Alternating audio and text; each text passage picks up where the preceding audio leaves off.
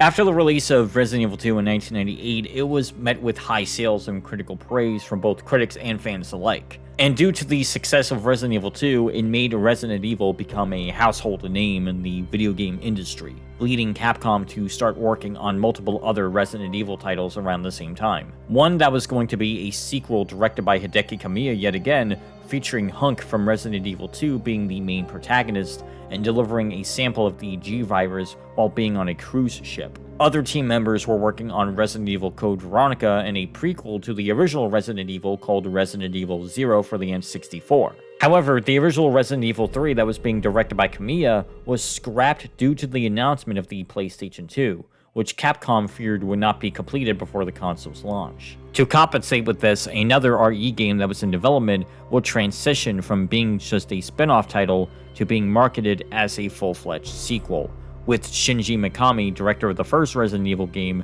serving as this game's director once again. It was released a year after RE2 and even took place before, during, and after the events of the game. Ladies and gentlemen, join me as we enter the streets of Raccoon City one last time. This is Resident Evil 3 Nemesis.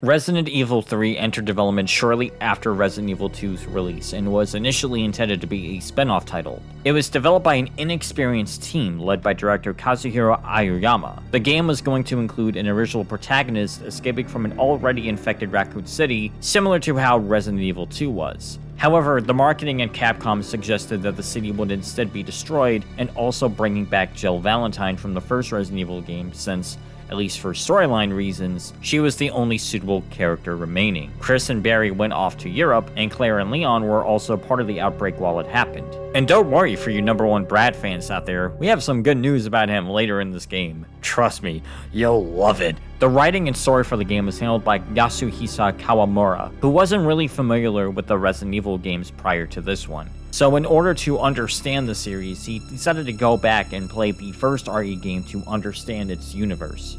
RE3 was in development side by side with Resident Evil Code Veronica and was originally going to be called Biohazard 1.9 or even Biohazard 1.5, not to be confused with the original prototype of Resident Evil 2 being called Resident Evil 1.5. Alright, this is confusing. I'll talk about more of Code Veronica's development when we get to that game next, but Resident Evil 3 would be the third mainline installment of the series to keep the PS1 games on a consistent basis. It saw a demo disc for Capcom's other survival horror game released around the same time called Dino Crisis, and even had a novelization written by horror writer Stephanie Danielle Perry. Eventually, the game was released in September in Japan, while America had to wait until the spookiest month of all time for it to be released.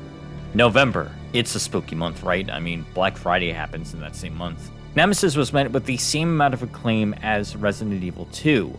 Some people even rating it even higher compared to RE2, like with the UK magazine PlayStation Official Magazine, and the game sold more than 3 million copies.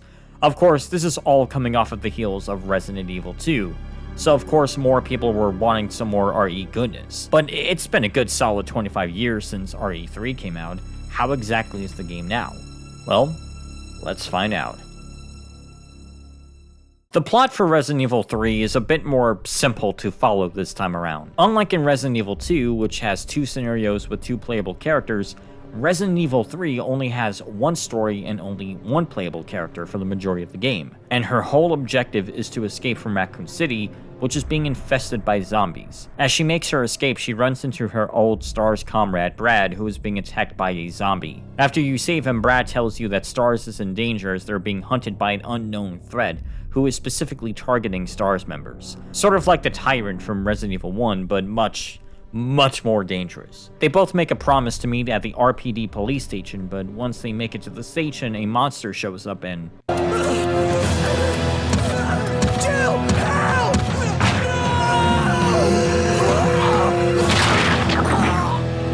No! Brad?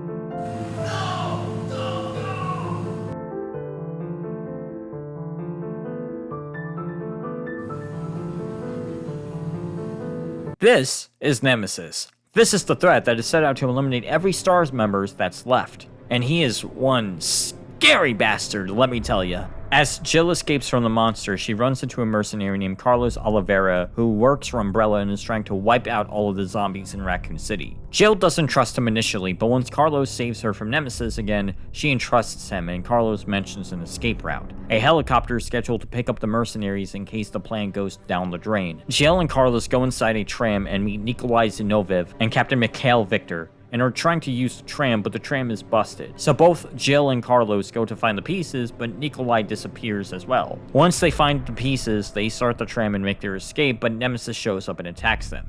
Mikhail, however, sacrifices himself and detonates a grenade to protect his squad mates. The tram crashes conveniently near the clock tower. As they make it to the clock tower, the helicopter comes to pick them up, before being shut down by Nemesis with his rocket launcher. Jill and Carlos fight Nemesis, but Jill gets infected with the T-virus, so Carlos makes his way to a hospital and to find the cure, having the player take control of Carlos next. Along the way, Carlos meets Tyrell Patrick, who also works for Umbrella, but gets shot by Nikolai, who openly reveals himself as a traitor to the team. Despite this though, Carlos manages to escape from Nikolai and make the cure, giving it to Jill. Once Jill gets the vaccine, she and Carlos finds a new escape route through the Raccoon City Park. As they make it to their hideout, Nikolai already made his mark by shooting someone in the head. They also found out that Umbrella is planning on blowing up Raccoon City with a missile attack, wiping out everyone, both living and dead. Nikolai reveals to Jill that he is the traitor, but as he's about to kill her, a giant worm shows up. Jill kills the monster and meets up with Carlos through a waste factory. Another attempt to escape from the city would be going to a helipad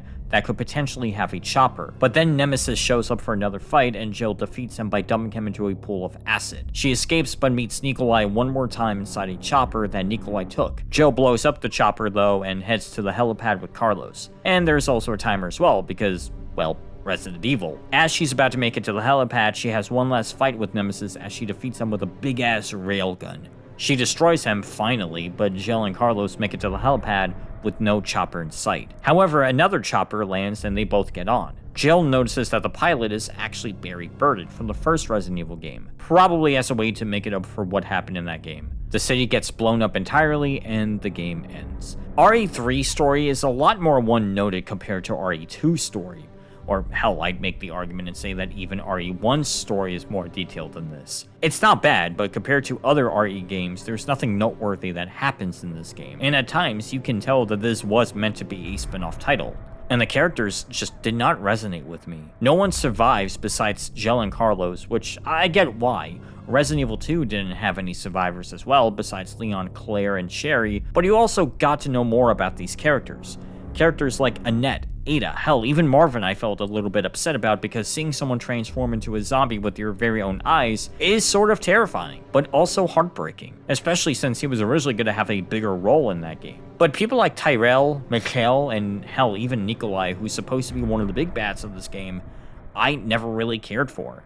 And when they died, I never really had a strong reaction to any of them. I just went, oh, okay, and just moved on with the game. But notice how I said Nikolai was one of the big bats in the game, because besides Nikolai, there's another big bat that will go after Jill for the entire game. And not gonna lie, initially, I thought Nemesis was going to suck. Him chasing you for the whole game, trying to kill you, was going to be a nightmare, and not for the reasons you think. But I also thought he was a very intimidating villain, and the game doesn't go overboard with him chasing you through the game. Him chasing you actually scared the shit out of me. Every time I see him, I try to bolt like Sonic the Hedgehog and outrun him as much as I can, especially since there are also QTE choices that you have to choose, ranging from fighting him or running away. If you choose to fight him, you do get some new weapon parts, but I can only recommend it if you already know the pattern on how to fight Nemesis. And even then, he is still tough to fight. First-time players should definitely run away from him. Don't bother fighting him, you will struggle with this.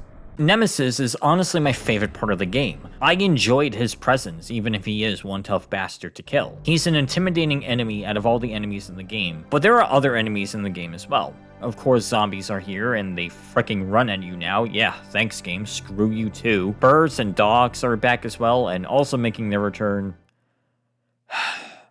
Hunters.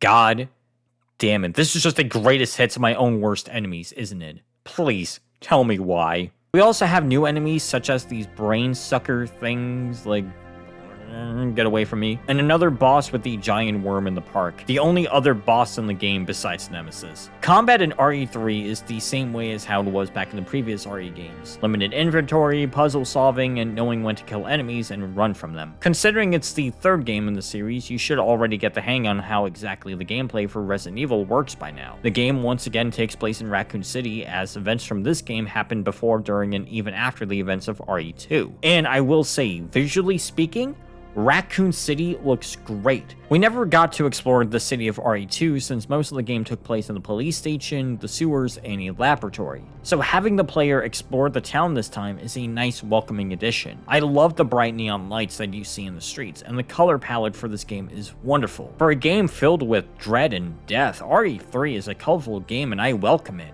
But if we're talking about the level design itself, oh god, where do I even begin? I mean, to the game's defense, some of the areas are reused from Resident Evil 2, like the RPD station. But the reason why the level design is completely claustrophobic half of the time is because the game wants you to utilize a dodge mechanic that is introduced in the game. This is one of the criticisms people had with RE3, but I'm going to be perfectly honest, about 90% of the playthrough, I forgot I even had this dodge mechanic, because I was so focused on just killing enemies whenever I see them that, depending on how close they are to attacking you, you just dodge and even shove them out of the way. I think this is supposed to be the correct way to save bullets and bolt away from enemies, but I just kept on either running past them, or if you're playing on easy mode, trust me, I'll get to that in a moment, just shoot a shitload of bullets at them. Resident Evil 3 Nemesis is not an easy game. I know that should be obvious since this is Resident Evil, but let me repeat that again with warning. Resident Evil 3 is not an easy game. Even RE players will have a challenging time with this one on hard mode. I played on hard mode initially and I just got destroyed within the first hour, countless amount of times. So if you want to go ahead and play Resident Evil 3 for its story, then play on easy mode. I want to go ahead and clarify, by the way, that this is not a recommendation, it's a requirement. You will get no shame in doing that. Although the game is a bit too generous in giving you a shitload of weapons from the start, like the assault rifle, but hey, after trying hard mode, I ain't complaining. And plus, I only need to play this game once and call it a day, so I call it a win-win. But Hunter, what about the 9 epilogues you have to unlock by finishing the game 9 times? I think that's a very important detail you can't just leave— I said I only need to play it once. I am not going to replay this game 9 fucking times just to unlock something I can already look up online. Got it? Okay. I know it sounds like I'm being a bit harsh towards Resident Evil 3, and trust me, I get that impression too. In fact, sometimes I feel like I'm being a bit too harsh on it. Because Resident Evil 3 is not a bad game. Hell, I don't even mind the fact that they reused assets from RE2 because it was meant to be a spin-off title. If that was the case, then I will think that Saints Row 4 is the worst game of all time. There are things about RE3 that I like, such as the presentation. And I'm not just talking about the graphics either. The voice acting is a huge step up from past RE games. Jill got the biggest glow up of all. Catherine Disher does a fantastic job with her deliveries as the main character, and is easily one of my favorite voices for Jill. And even other characters like Carlos, Mikhail, and even Brad sounds great. And the late Tony Rosato as the voice of Nemesis, man. Hearing him say stars in a menacing way always gives me the chills. There are things about RE3 that I like, and I seriously did want to like this game. Nemesis, who ironically I initially thought would be a pain in the ass, actually ended up becoming the highlight for me. True, he's a scary bastard for sure, and him chasing you around is bound to give me a scare, but that's what makes it fun for me. It increases the suspension and fear of being followed everywhere you go. He's the big star of the game, as the name implies. But that's the only highlight for me. Nemesis. Take him out of the equation and you have a survival horror game that, while still competent and presented very well, is riddled with clunky level design to utilize a mechanic that I completely forgot about, some annoying and at times frustrating enemies, and characters that, while performed fantastically, are just one note and generic. I didn't enjoy this one as much as I did with 1 and 2, and I have no desire to come back to this game for a good while. Hell, I never even beaten the original RE3 until making making this video, in contrast to RE1 and RE2, in which I already played them prior, and enjoyed replaying them again. I'm sure there are people who will disagree with me about this, and that's fine. If you enjoyed Nemesis, then I can definitely understand the reason. But now, Raccoon City is destroyed. What's next? Well, now we're going to fast forward to December of 1998. We're in control of Claire Redfield again, and this time she's reunited with her brother Chris. Next time we meet, we're stranded on a remote island in the Southern Ocean, and we're about to experience a brand new outbreak. We will continue with the Resident Evil retrospective with Resident Evil Code Veronica.